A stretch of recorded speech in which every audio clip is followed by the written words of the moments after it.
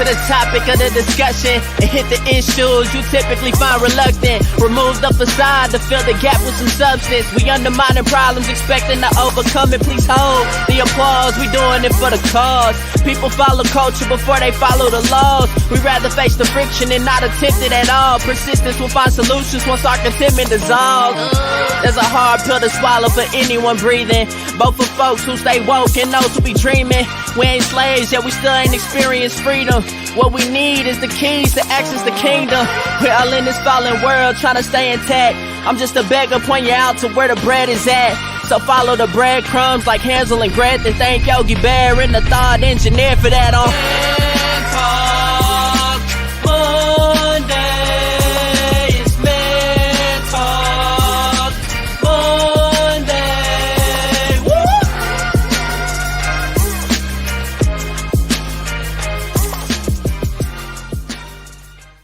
Again said, we back once again. It's me with my man John. He's my friend. Yeah, I'm not a rapper, man. What am I calling? Like somebody say, "Hey, can we take him off the screen right quick?" Not my calling. But let me say, the young man who does our intro, Mr. Antonio. He goes by the name Antonio Drake.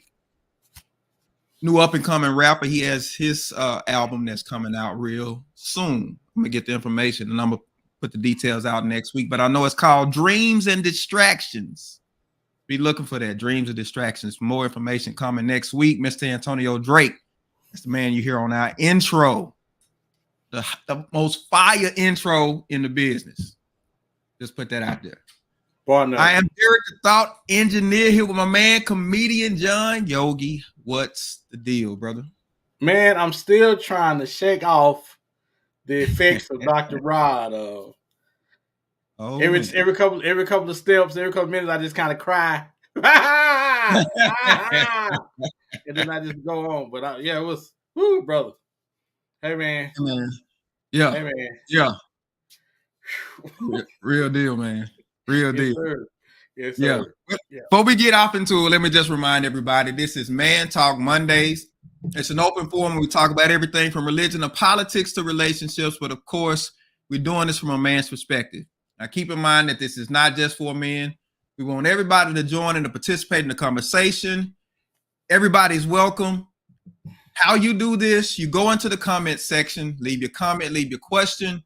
We can see this, and this is how you talk to us. But by all means, we want to hear from you tonight, right? Let us know what's on your mind. Let us know how you feel. Talk to us. Also, don't forget to like, share, subscribe. Subscribe to our podcast. Subscribe to our Facebook page, YouTube page, however you're watching this. Make sure you subscribe and like it. Share with your friends and family. You can find our podcast on Google, Spotify, Apple, all of the platforms for podcasts. You can find us.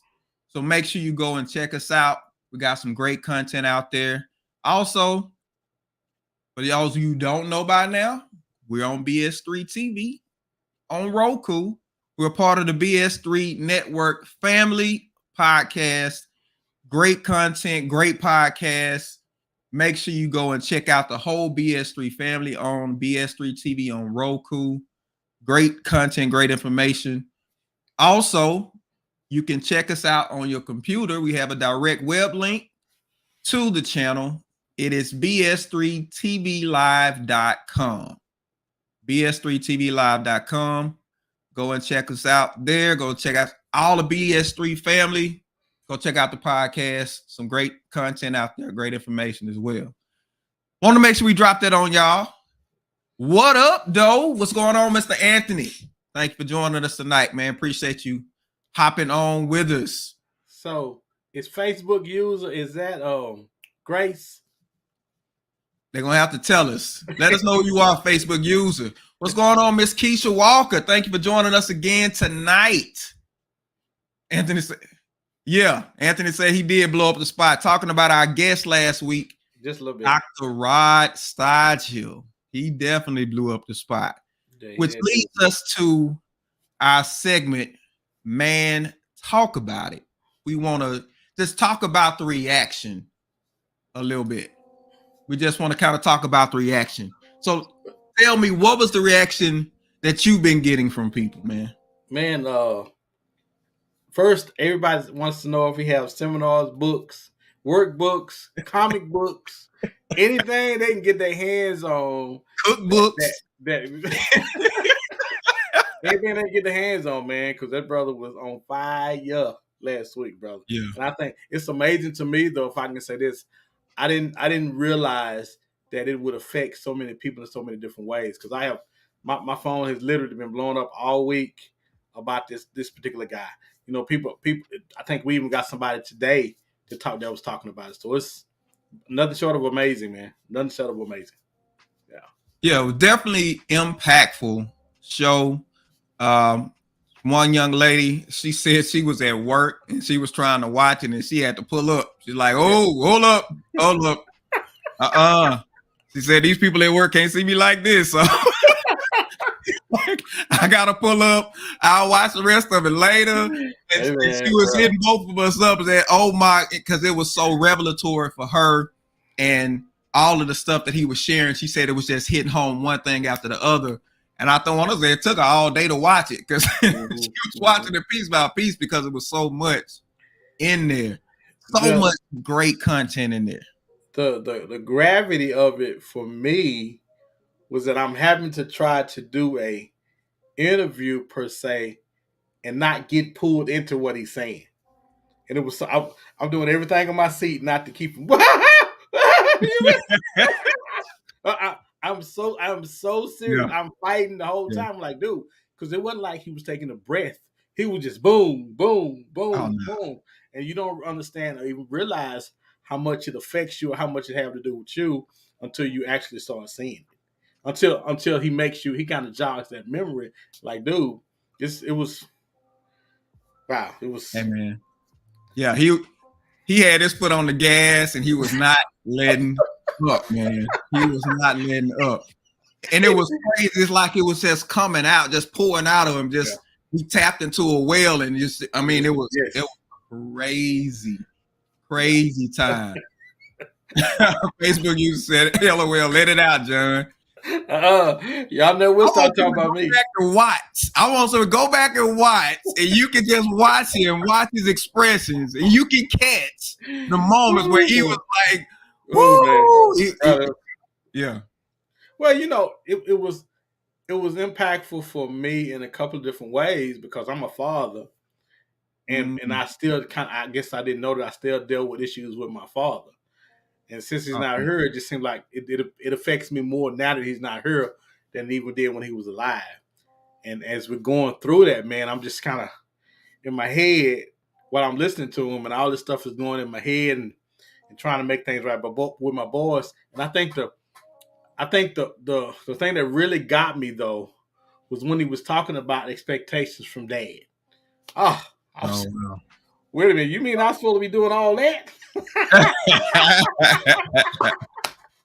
Man, it was it was awesome, man. It was awesome. Yeah. So a lot of great reaction during the show. It was people in the middle of the show. It's like, you know, I'm losing it over here. You know, he was answering questions in the moment, on the spot, helping people. And I heard people use the word healing.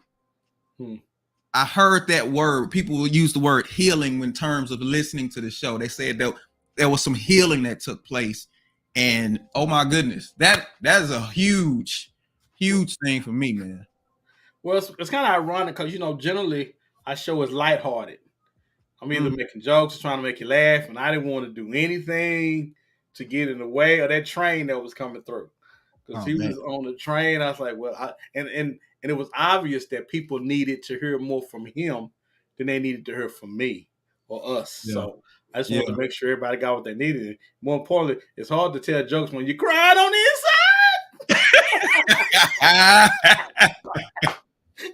You know, it's amazing. And, you know, from the gravity of that show, the thing we wanted to do tonight, because he said so much and it was so packed with, I mean, just nuggets all over the place.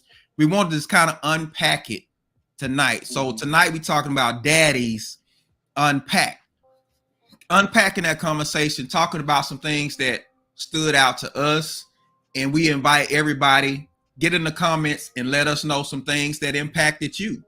You know, if there's a particular part that you can remember that stood out to you that he said, let us know. We want to hear from you tonight. We just sitting around talking, having a conversation tonight, right? Now, I'll kick it off because it was right out the gate. He said something that hit me like a ton of bricks. He was talking about his grandfather. And I want to play a little bit of that clip right now so people can just kind of catch something important that he said before we talk about it. So here's Dr. Rod. My grandfather, my parents divorced in 8th grade. We moved next to my grandfather and said, "Hey, Grandpa, can you teach me how to fish? Can you teach me how to fish?" And my grandfather said, "I'm done raising boys. And what I heard is you're not worthy." Wow. He said his grandfather, his dad wasn't there. He went to the next man that he identified with, and he said, "Can you teach me to fish?" And his grandfather told him, "I'm done raising boys," and said what he heard was, "I'm not worthy." Well, I guess what's kind of crazy to me is his grandfather knew that his daddy wasn't there, and he is going to be pulling on somebody to be dad or to be a father-like person to him. And from that aspect, he was like, nah, because I know what this is. I know what this is. I know what this is, and I know this is coming. And I don't have the strength or the energy to raise kids again. And man, it's a heavy thing to bear, because especially as a kid, you feel this and you don't really know how to express it or verbalize it or nothing. You just kind of carrying this around. I remember being a kid. I was a product of infidelity, which I know some people can identify with. And my dad, boy, come on. my dad was a pastor, and the thing was, he was around. You know what I'm saying? I would see him at church. I found out who my daddy was. My mama broke the news to me when I was 11. I never forget, she broke the news to me when I was 11. And in the scope of my family, I still felt I felt kind of a relief, because at least I saw my older two sisters. He was gone. I mean, completely gone.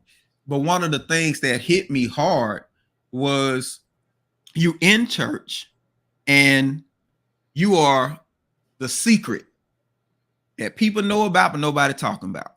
You know what I'm saying? Mm-hmm. So whenever a pastor's in church, you know, especially these programs and different things, and they would say, well, you know, let the pastor's family stand. And here you are, you sitting there, you know that's your father, and the rest of his family stands, and you have to sit there. You can't stand. Knowing that's, and when he said that, when Dr. Rod said that what he heard from his grandfather was, "You're not worthy." Right.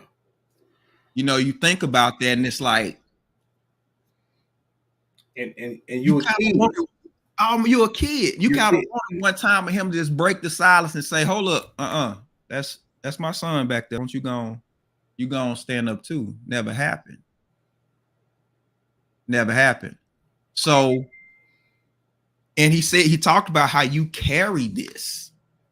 You carry this with you for the rest of your life. And he talked about how that wound or that grief, it speaks louder than any other voice that you function from. And man, that, like I said, that hit me when he said that. I don't know. What about you? Well, I guess to that though, you are an 11-year-old boy trying to understand grown-up stuff. Yes. And you're trying to rationalize that. Why? Well, why this and why that? And they just tell you that he's your dad. They don't explain anything to you. And now you think, oh wow, I guess it must be something about me. Maybe he didn't, and now you fishing in your head for the rest until you actually have a talk with him about what happened and what went on, man. Yeah. I think the most impactful part to me was when he talked about how we are as men, we are supposed to prophesy to our kids and send them. We also are supposed to affirm them because I don't know if you've ever noticed, but I got a daughter. Not if you know this, but I got a daughter. And there's something about when a woman hadn't been told from her dad how beautiful she is, she's gonna look for that affirmation from somebody, and generally it comes from the wrong person. And the same with boys. That you want to. I think I got that one. I think this is it right here. About 5, 6 years of age, a heart awakens that I want a daddy. I want a father. I want to be mentored. I want to be what I like to call second seminated. And so the child begins looking, and the mother cannot feel this. This is where the son's masculinity is awakened. It's where the daughter's femininity is awakened. If the daughter's femininity is not awakened by the father, then her sexuality, and she turns to her male peers and say, hey, define who I am. And she began to take a sexual identity rather than a feminine identity. Mm-hmm. And the males, they take a masculine identity. If the father's there and he calls it forward, then all the females in his life are covered and nurtured. If not, then his sexuality steps ahead of his masculinity, and he begins to take a sexual identity based upon how does he tantalize, how do the females feel about him. And so he moves into a secondary part of this awakening. And so when we don't have men, when we don't have fathers, we don't have this awakening. Well, and one of the things I always kind of say is when your daughter's getting married, not only are you giving her away, but you're giving her heart away.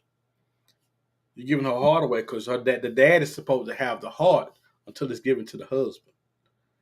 And a lot of times the mistake is made when the dad doesn't daddy her right, which sounds funny, but you allow somebody else to come in and take the heart. That's when the world now has more influence over than what you do. And I remember I was working down at the Urban League down in Oak Cliff, teaching like GD classes to kids that were like on probation and stuff. And I had a classroom full of girls, and this one girl in there, and all the other girls was talking about her boyfriend was super old, and everybody telling her, "Girl, you was looking for your daddy." She was like, "No, I wasn't. I wasn't looking for my daddy." And it was like, "How old are your boyfriend?" She's like, "He was like now she like 17, 18. He was like almost 40 or something." And I was like, "Oh, so you don't think he was looking for your daddy?" And the fact that he wasn't there, like he said, she started trying to look for that in her peers and other. You look for it in the wrong places if it's not there. I mean, just the fact that there's still something in there that makes you search for it. You know, it's crazy, man. Mm-hmm. Keisha said it was wonderful. I knew when John ripped that first paper towel off that roll, I knew it was over. She saw you. See, she was paying attention. She was paying attention. But I did it so cool though. I just right. People are always watching. Boy. They said it went to a close-up on you, man. All right, this is Grace. Grace says, he messed me up. I did not know that I needed Dr. Rod. It was another layer of healing for me. He gave me permission to grieve what I will never have or had. Wow. And that was me. Because I'm thinking that you're supposed to hold on to that. Now, I don't know why. You just supposed to hold on to that. But through him talking, I'm like, wow, John, you got to let that go. let that go and kind of move on. And I wasn't, and to be honest, man, I wasn't ready. I wasn't ready to. But then I realized in order for me to be all that I needed to be for my children, I need to let go of that for not only them, but for me. Oh, wow. Yeah. Wow. Woo! Get my tissue off. The paper towel again. He got a whole roll already, baby. Monique says, I absolutely love Dr. Rod. A point I wrote down, try not to bosom shield your children from pain. Let them feel it and coach instead of referee along the way. I remember he said that. I think I have that one real quick. So let me get that one real bosom quick. This young man. He's going to look for a bosom when he gets older, when he gets hurt. And we understand it. We want him to be able to take the hit. Right. I don't need a bosom. I'm going to take the hit. I'm going to face my way through this. And what I would encourage her to do is to see the man pain that's there. Wow. Because it's natural for mothers to want to save their sons from the hurt and things of this nature. But there is some things that you gotta feel. Yes. And see and see the pain though. See the pain. See the pain. And so which was maybe kind of curious. Man, do you know how difficult it is for you to see your child hurting and not be able to not try to fix it? Because I got brothers that are married that were married to women that had kids, and the kids are grown, and the mom is still trying to make life as easy as she can for kids because the dad wasn't there. But when he said it, I heard it, but I'm like, dude, that's got to be tough. That's got to be. Perfect example. I'm watching this video. It's these kids. They're wrestling. It's a wrestling tournament. Kids got to be maybe 5, 6 years old. And this one kid is giving other kid the business. Yeah. He is whooping him some terrible. Didn't he slam him or something? Did he slam him? Not that one, but he had him pinned down. And the other little boy, he couldn't get from under him. And his mom came on the floor and pulled the kid off of him. And everybody went off because it was a black kid and a white kid.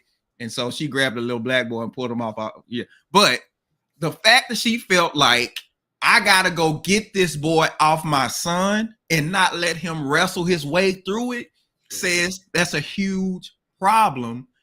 So you got to let boys go through that. Yeah.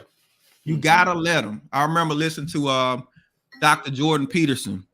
He's a psychologist, is really becoming famous now. And he said this about sons. He said, teach your son to be an absolute monster. And then teach him how to control it. All she taught her son was to tap out before I get there. Hold on, son, I'm coming. but think about what that is in his life. Think about what that is in his life.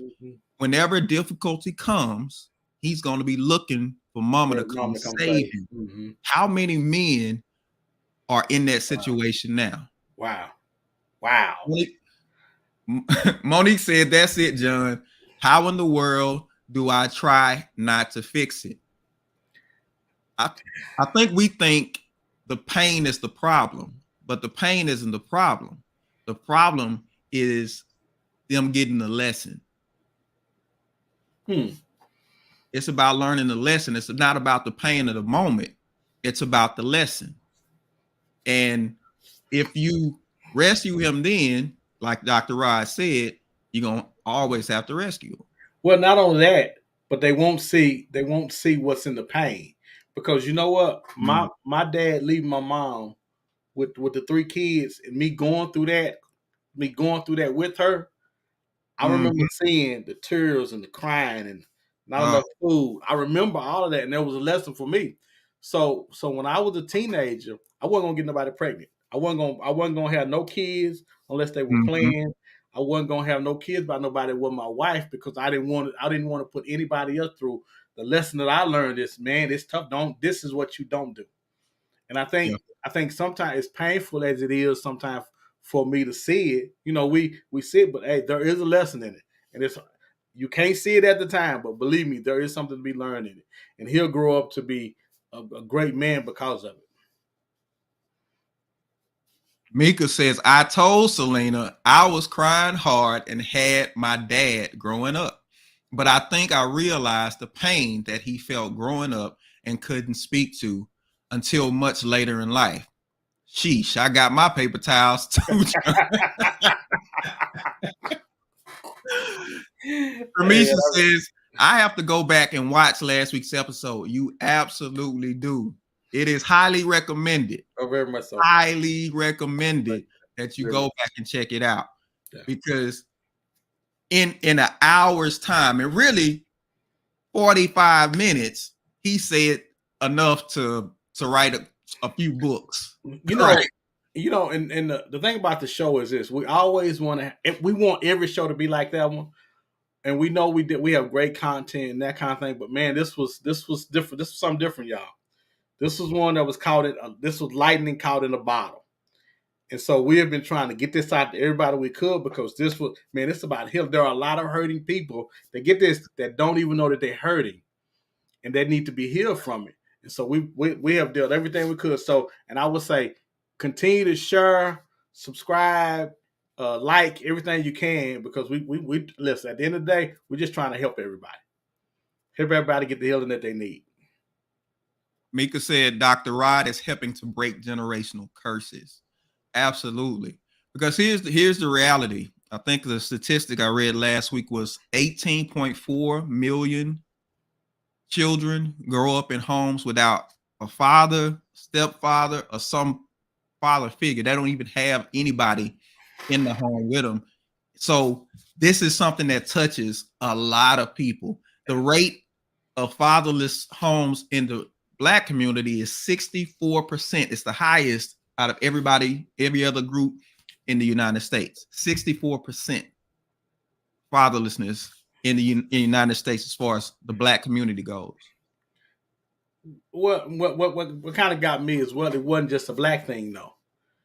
Absentee fathers do the same everywhere. That the pain is felt regardless of what nationality you in. This is one of the times, like, wow, this is just not a Black thing. This is a people thing. And which, yes. So that means it's something in it for everybody. Yeah, absolutely is. You know, one thing that I don't know if like single mothers realize, you got to be careful on letting your sons see your pain. Because you said something a minute ago. You said you saw your mother cry. You saw that. And whereas it did help you kind of make a decision about what you didn't want to do, there's also this sense of, I have to do something. Yeah. As a kid, you want to rescue your mother, because there's a little man trapped inside of you, but you're limited in your stature. There's only so much you can do, so it can create this frustration. And you will grow up feeling inadequate. You put that on top of the unworthiness and inadequacy, that's a bad combination for a young man growing up. Dr. Selena says, I felt healing taking place for my children and my children's children based on the healing that my husband received. She is absolutely right. She is absolutely right. Because listening to stuff like this, it helps you make up your mind about, number one, being present, and number two, being the quality, the right quality of a man and a father that a child needs to grow in a healthy way. Monique says, right. I just thought of that. I noticed I don't cry in front of my son unless it's a happy cry. Wow. And that's huge. That is huge. Because crying because you can't pay the bill, crying because something, some need is gone unmet, is that affects, especially a little boy, that affects a little boy tremendously. Well, and one of the bigger things he said also, man, and because I asked him, I said, hey man, how do you come up with all the stuff to do? Because there are no books, there's no this, there's no that. And man, he was just like, dude, I just try to figure it out as I'm going along to try to be the best version of myself as I can. And because dude, we don't have, and he also said we don't have enough examples, man. So it's imperative that men like ourselves, that our crew. Oh, and one more thing, and that Monique can reach out to brothers like us when there is a need for her son to be, when there's time for him to be manned up. That we have to create a strong community to where those women can get to us, say, hey, can you come and get my son? Can you go take him fishing if you fish? Can you go do some man? Can he just spend some time with you as a man? I think that right there, that was it. See, because that's how we can change things. Right. And I guess it's when we go into adulthood, and especially when we go into fatherhood with a lot of unresolved issues, those issues play out in how we father the next generation. So we gotta do a lot of work ourselves in dealing with our own issues. And he brought up something huge. He talked about how in order to become a man, you must be able to endure intense examination. And I got that clip. I definitely got to play that real quick. I think this is the one. About 5-6 years of age. Okay, that's not the one. I think it's just. So if you have this programming of not worthy, then when you sit down at a table, that voice gets to speak first.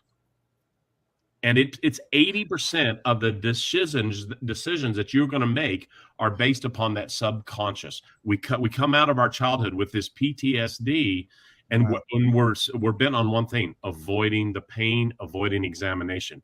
And you cannot become a man. You cannot without sincere and intense examination. He said we try to avoid the pain of that examination. And he says you can't become a man without sincere, intense examination. When he said that, I thought about how many guys run from woman to woman to woman to woman. And we made it this, get the scorecard up. It's about how many, your conquest and all of this. I think it's more tied to what he just said. It's avoiding the examination.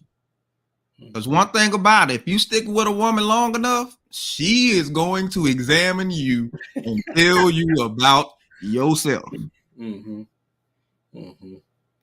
Yeah, but I just wish more of the examination part of it will be done before the bedroom, though.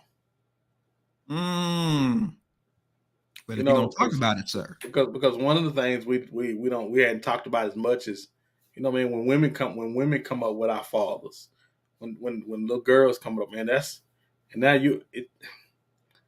now does that little girl expect her husband to stay, or does he expect the guy to do like the guy did with her mom?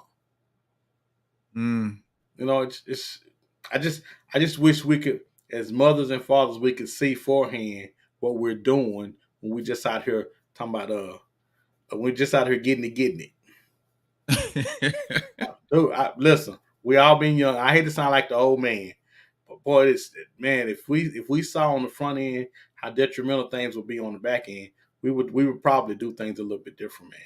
And this just gives you a taste of how. Listen, if most of us have came up in single family homes, most of us have, and I remember the struggles. I just remember the struggles as far as money. I don't even talk about the other ones, that the other struggles that we went through with him not being there. All I talked about was the money portion of it, and that's a very small percentage of it. Yeah. Dr. Selena said that was good. Even though I didn't have that from my dad, I did feel the intense examination from others, the judgment and taking that persona on to be extra judgmental of myself. We can be hard on ourselves. Yeah. We can be extremely hard on ourselves. And when you don't have a proper balance to counteract that, man, it makes it hard. I remember my mom was a diabetic, and my mom, I remember after she had a leg amputated, and sometimes she would reach like where the leg was supposed to be and be like writhing in pain. And I'm like, what are you doing? And she said, it's called phantom pains. It's like, I know the leg is not there, but it's hurting as if it is. And it's causing me pain. I'm like, you mean you can get pain from something that's not even there? Mm. It's hurting. And you like, you know, when I saw it, I'm like, I think we deal with a lot of a young man who doesn't have a father. When he grows up, he's dealing with phantom pains because you hit a point in life where you're waiting on your manness to kick in. And it's like that booger stalled out and it keeps stalling, and you like you're feeling it. But don't it have to have a reference point though to kick in? Don't you have to have something that it refers back to say, hey, this is I'm great. Even because with the Lion King, the little boy had his dad that he could walk up to the water and say, this is what I'm gonna be one day. And his daddy was an example of it. I think like Dr. Ross said, man, we don't have enough examples of how that's supposed to kick in. What it's supposed to do, how it's supposed to think. We don't have enough examples of it for it to kick in. It's foreign to us. And I just like Spanish, I took a couple of years, but I ain't spoken in a little while and it's foreign to me again. Well, it's a difference in not having a reference, but having a sense that you should. We grow up having a sense that there should be something there. And that's what I mean by phantom pains. There should be something there, but it's not there. And you can't really define the pain enough to really deal with it, because it's like, I know I'm missing something, but I can't necessarily describe what it is I'm missing. Wow. That's heavy right there, brother. That's heavy there, brother. That'll preach that. Let me write that down. Trumisha says the phantom pain is a whole word. Amen. Yes. Yeah, I mean it threw me when I saw that with my mother, and it just hit me. I'm like, I recognized that when I had to become a man myself and get out on my own, I was like, it seemed like everybody else was clicking. It's like, I'm missing something. Queen 3 and King says, it was one of the most impactful shows in BS3 network history, in my humble opinion.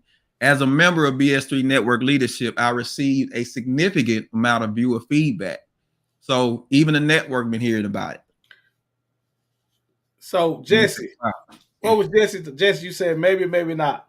We want to know what you're referring to, so I can either argue with you or applaud you for thinking like me. So we get a chance, hit us back. Yeah, help us out with that one. Help us out with that one. But yeah. Oh yeah, that's just a reference. So I know a lot of you, maybe you're listening in for the first time. We definitely want you to go back and check this show out. It's so impactful that we had to come and do and unpack the show tonight.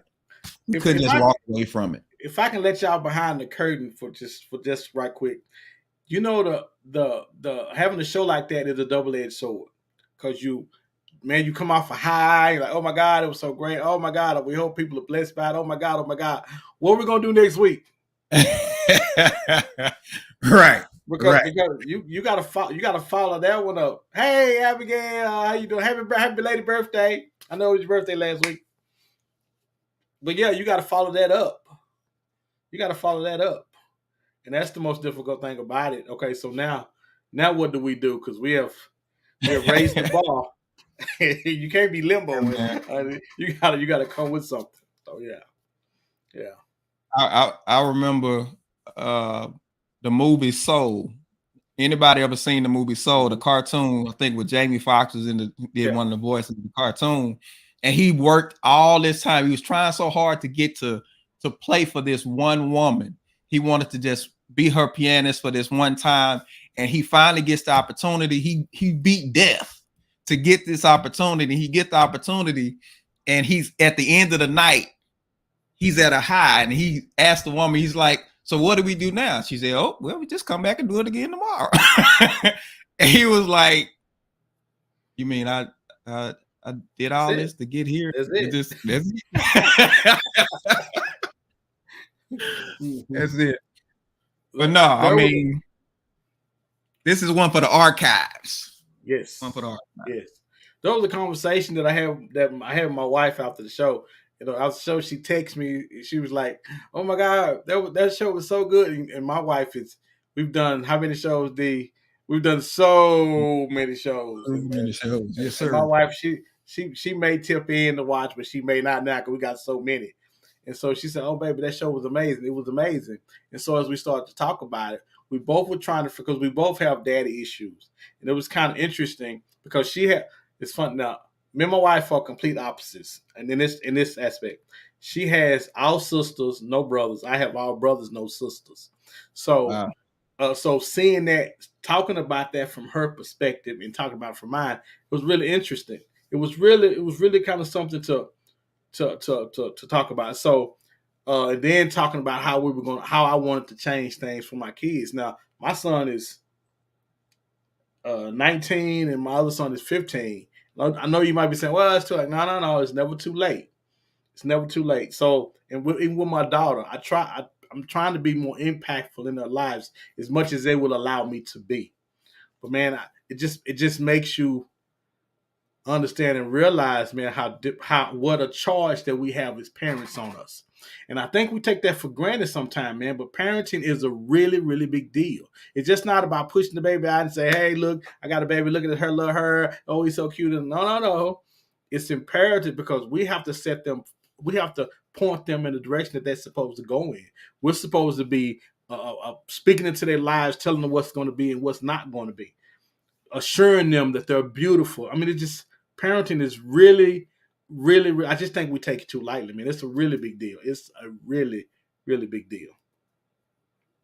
Well, I think for people where it came too easy, I think there's a quote that says, what we attain too easily, we esteem too lightly.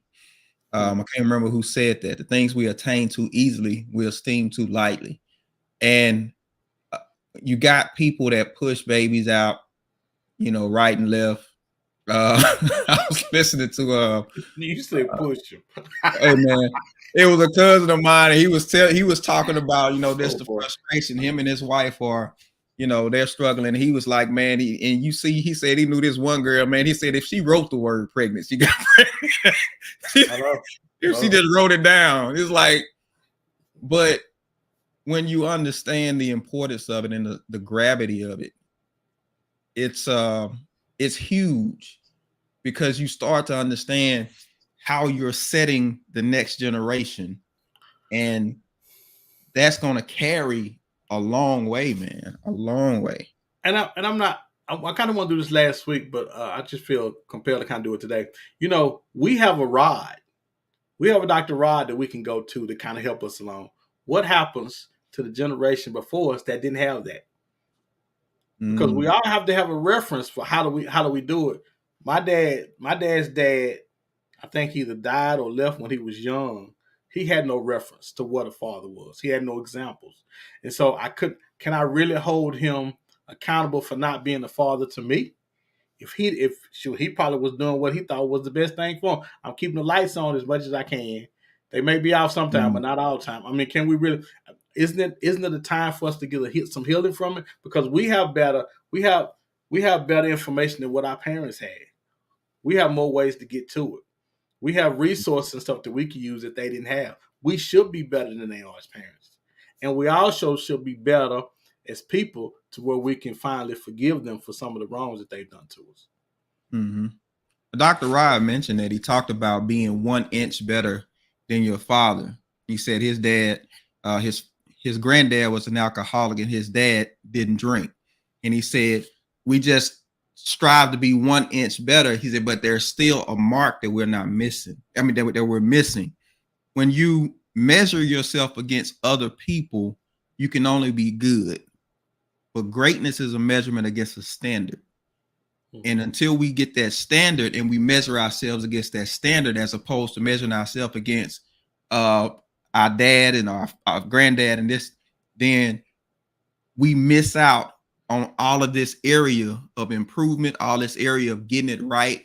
And we got to start, we got to reinstate the standard and hold men to the standard, and not just based on the next guy. How well did he do? No, how well did we do based on the standard? And that's heavy. Like we already said, yeah, bridging the gap. Yeah, we got to bridge that gap because there's a huge gap there.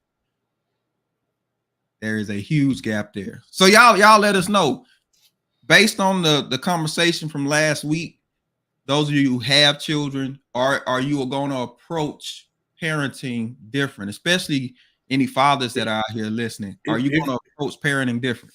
If you have children or practicing to have children, y'all jump on here and tell me what you think.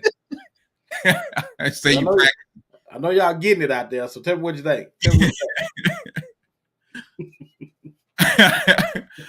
Y'all let us know. Let us know. He said they show practicing them.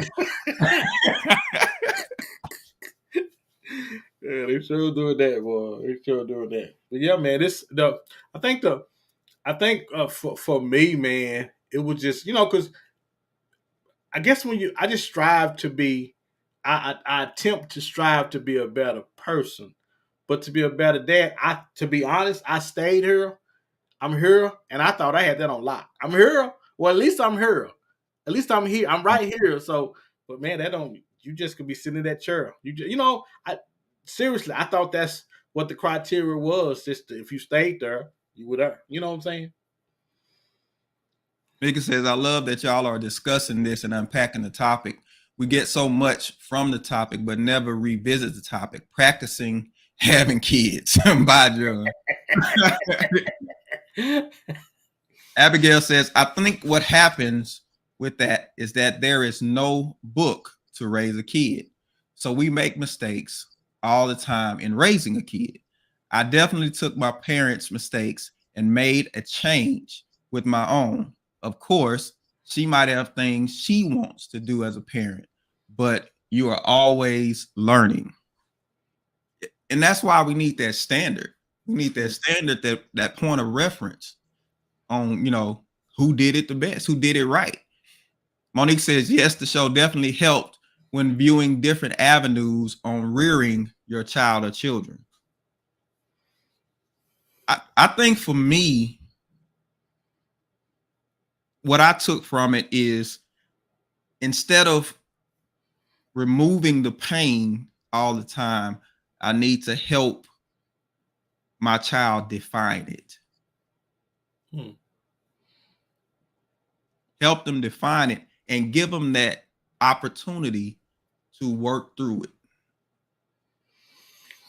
One of the things that we talk about that I'm real big on is communication when you're dating somebody or dating, because you got to be talking to them. Well, I now would encourage you to talk to your kids as well, because when you can, because me and my daughter went through a part where she was in high school. I couldn't talk to her till she got out of college and moved out and got on with her life, and then she kind of came back to earth, and then we could talk then. But and that is such a true story. She was, because our kids are the best and the worst of us. And at that time, she was the worst of me, and I used to want to choke. But we're not talking about choking your kids. I'm just simply saying, I think it's important that we talk to them, because it would appear in our time today, and what's going on with today, man, kids are so fragile. They're really fragile, and I think we really need to be talking to them about what's going on and why this is this and why this is like that. Abigail says forgiveness is always the key, and communication. I don't know if we really understand how to communicate as well. So I think that's a huge one. Jesse says, my father was always there for me and my brothers, and my father was a man of high integrity. And I try to instill those morals to my daughters. The standards seem to keep moving so fast. You got a point. You got a point. And I think we got to be careful of letting society make that definition for us, because society can get off on some crazy stuff real fast. Yeah, but you're gonna have to fight though. In order to keep the standard that Jesse's talking about, you got to be willing to fight every day, because every time your kids go out into the world, they're gonna bring something back with them, and you almost got to be standing at the door talking about nope, ain't coming in here, because man, it's amazing how much they pick up from the world, and they're not out there. I mean, school. By the time they come home from school, they have a whole new culture when they come back home. Of kids telling them what you don't have to deal with. It's full. Parenting is not a part-time job. So what do you do? Do you shield them, or do you define what they're experiencing for? Now, what you try to do is define them early. You try to get them in habits, and hey, this is how we do things, this, that, and the other, early. Because if you wait later, like I did, you're gonna have a fight every day. Not even every day, every day. Every day. Where you get that from? Where that come from? And I'm talking about from my daughter to my boys, you're gonna have a fight. If you don't have a plan of how you're going to parent, you're going to fight every day, because the world is constantly telling you wrong. You old school, you wrong. That don't work no more. What you doing? Man, get out of here. We let them stay on the phone all night. We give them iPhones at 6 years old. We doing all the stuff that my parents wouldn't think of. First of all, my mama wouldn't have had a phone, so we wouldn't have had no phone. Right. If we did have a phone, she'd have took our phone and say, well, give me this phone. You don't need this phone. This is my phone now. I ain't got no phone. I said, Mom, what phone? I ain't got no phone. I ain't got no phone. Right. It's in your hand. This ain't your phone. This is my phone. She would just take stuff from us and be like, what you gonna do about it? We ain't gonna do nothing. We're just gonna look at you on the phone. But she would just take stuff. But that was my mama.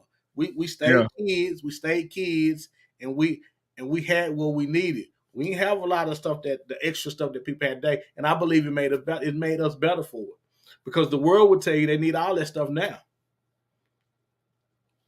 Keisha says, what I took from the show was, like John, I've got to release and let what we're feeling go. My children are old people now, and they've already cussed their dad out for being absent. Now he's around too much. She said, you're around too much now. Oh, he said, oh, y'all ain't cussing me out no more. Ain't gonna be no more of this cussing out. You know? But you know what, man? I guess we kind of give me. Do you know how upset I would have to be, and how frustrated I would have to literally be at my dad to cuss him out? To cuss him out, to cuss him out, to say, you blank and blank, blank, blank, blank, blank, blank and blank, blank, blank, blank, and oh yeah, one more thing, blank and blank, blank, blank. You know how upset I would have to be? Hey, but at least they communicate. They let them know what's going on. They let them know what they think. Monique says, remembering God gave them to you to guide. Don't take that lightly. They belong to him. She got a point. She absolutely has a point. And that's a reference that a lot of people have lost. And back to Jesse's point, it's getting harder and harder to hold that line. Like you said, John, to hold that line, you can become more and more unpopular. But do we compromise for the sake of, going along with everybody else, or do we hold the line? That is the $1 million book right there. That's the title. Do you hold the line? You hold that line. But my kids are hitting me. Hold that line. You better hold that line. Oh, man, that's rough. It's tough, man. It's tough. And it's not going to be any easier. Let me say this. Mm-hmm. It's not going to be any easier, because if it was, everybody would be doing what you're trying to do. But it's supposed to cost something. It's a sacrifice. It's supposed to cost something. Did you think you was going to lay down and get that 4 or 5 minutes of pleasure, and wasn't gonna be able to. You couldn't give him that one more minute. I was gonna say 3. I'm trying to be. I'm in a good mood today, so you thought you was gonna be. You thought you was gonna be able to get that 4 or 5 minutes of pleasure, and you weren't gonna have nothing coming back with it because everything costs. Everything costs. Yeah. I think that's the game everybody's trying to perfect. How do I have the pleasure without the consequences? Mm-hmm. But it took you more than you thought to get in it. You thought you would have been in it. I ain't in it yet. You thought you would. See, there I go. There I go. Yeah. Come on back. So you let me go too wild. Out there. Final thoughts.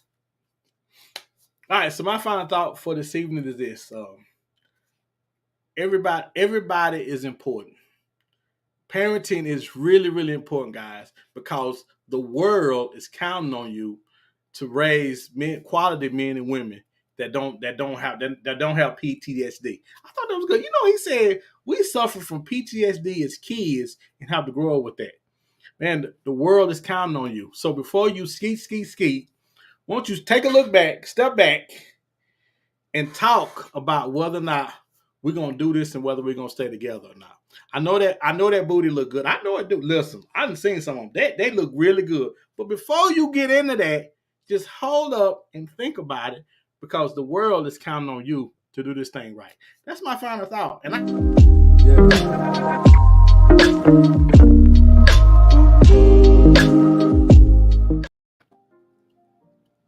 The prophet Michael Jackson says, if you can't feed the baby, don't have the baby. And it takes a lot more than just physical sustenance to raise a child. And many of us are taking on things way before it's time. And I know, we come up with all the reasons why we do what we do, and we justify everything we want to justify. Even your justification does not cancel the effects of what happens when we don't do things the right way. One thing people gonna finally realize, that was always the right way to do it. Everybody has their own way, but there's always a right way. And we're missing it. We've normalized the effects to make people feel like even when they fail, they've succeeded.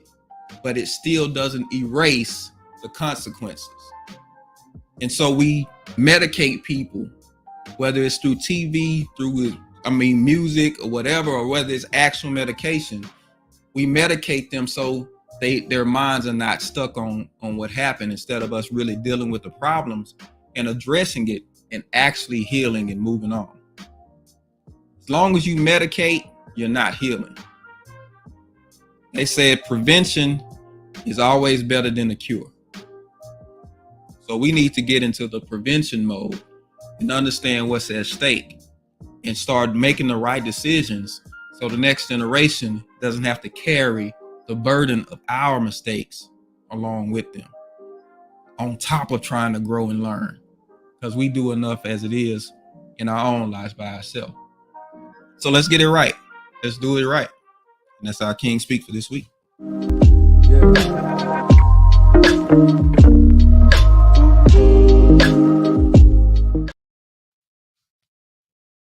D, that was good.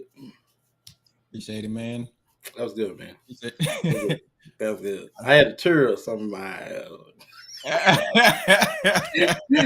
This show got me all sentimental. I can't stop crying. Keith and John still grabbing them paper towels back there. You see him. You still grabbing paper towels. Jesse said, I believe that you have to hold the line, but you got to give them all a life raft. Wow. To let them know that you still love them and will always be there for them. Listen, there's something to be said about taking on life knowing that you have a home base. Yes. Listen, you move a whole lot different when you take on life knowing that you got somewhere to go back to if things ever get bad enough. it gives you a different sense of confidence to go forward. So that's huge. I applaud all the parents that are that good home base for their kids. Mika says, before you what come on. It's a great conversation. I don't know what you're talking about. I don't know what he's talking about, brother. Yeah, he went what's them boys' name? Yin Yang. Yeah, he went all the Yin Yang twins on y'all tonight, huh? I've been holding it for 2 weeks, man. I gotta get out of this. I gotta get out of this. Listen, make sure you like, share, subscribe. Go back if you didn't check out last week's show. Go back and check it out. We implore you. It's great information. We're here every Monday. Thank you all for joining us. Any final words for the people, man? Man, before y'all ski, take a look at that person and figure out if they do you think they're gonna be around when the kids come. If you don't, get up right now. Just get up and just walk out. Don't even put your clothes on. Just get up and walk out right now. And we're gonna leave y'all with that. So appreciate y'all for joining us. We're gonna catch y'all next week. Y'all be good.